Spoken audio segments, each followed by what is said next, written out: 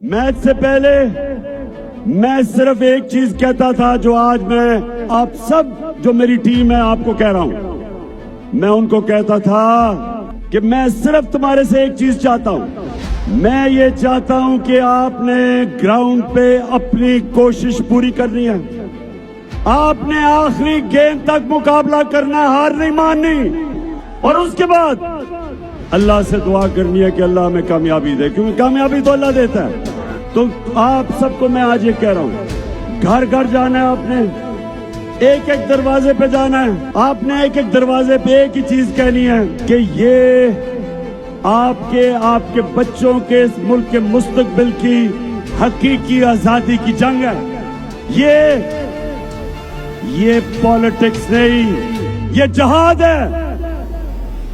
نوجوانوں یاد رکھو, ہمارا ملک بدل رہا ہے. کوئی طاقت جو اس ملک میں تبدیلی آ رہی ہے, کوئی طاقت نہیں روک سکتی.